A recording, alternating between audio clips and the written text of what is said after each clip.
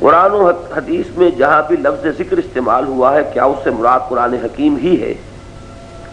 درس میں آپ نے ذکر کے 4 درجات قائم کیے جن میں سے پہلا درجہ قرآن حکیم کا تھا۔ اگر قرآن حکیم ذکر کا پہلا درجہ ہے تو پھر حدیث افضل الذکر لا الہ الا اللہ کا کیا مطلب ہوگا؟ اس اشکال کو رفع فرمائیں۔ دیکھیے اصل میں شاید واضح نہیں ہو سکی میری بات یا میں ہی اس کو بیان نہیں کر پایا۔ ذکر جو ہے اس کے معنی ہے استحضار اللہ فی القلب، دل میں اللہ کو موجود رکھنا۔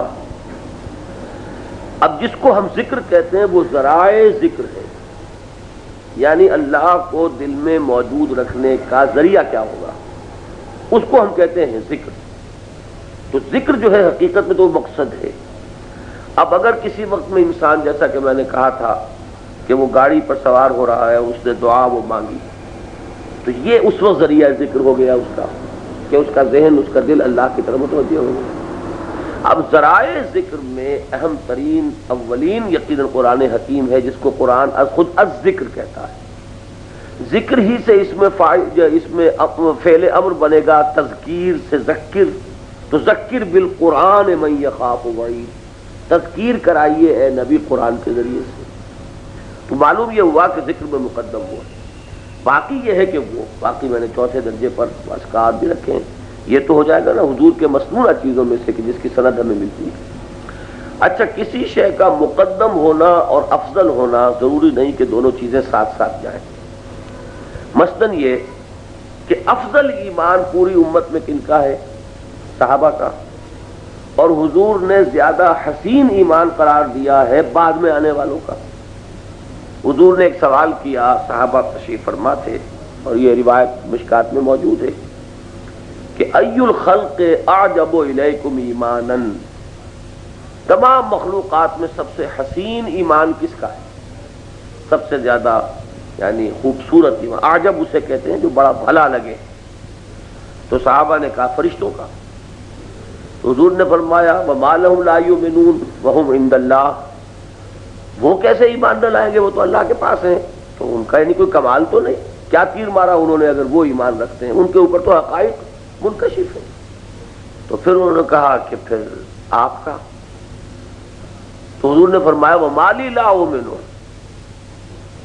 والوحی ینزل علی، میں کیسے ایمان نہیں لاؤں گا، مجھ پر تو وحی نازل ہو رہی ہے۔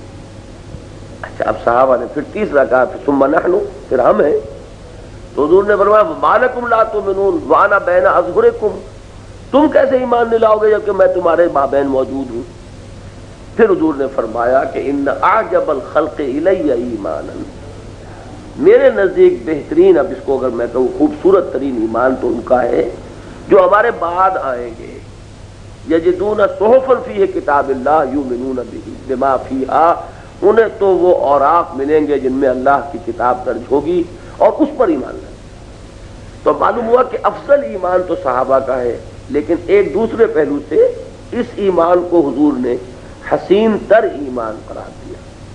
تو اس وجہ سے ان دونوں میں کوئی تضاد نہیں ہے کہ حضور نے اگر افضل الذکر اس کو کہا لا الہ الا اللہ تو وہ بھی ٹھیک ہے اپنی جگہ، لیکن اقدم الذکر، سب سے پہلا ذکر جو ہے وہ یقیناً قرآن حکیم۔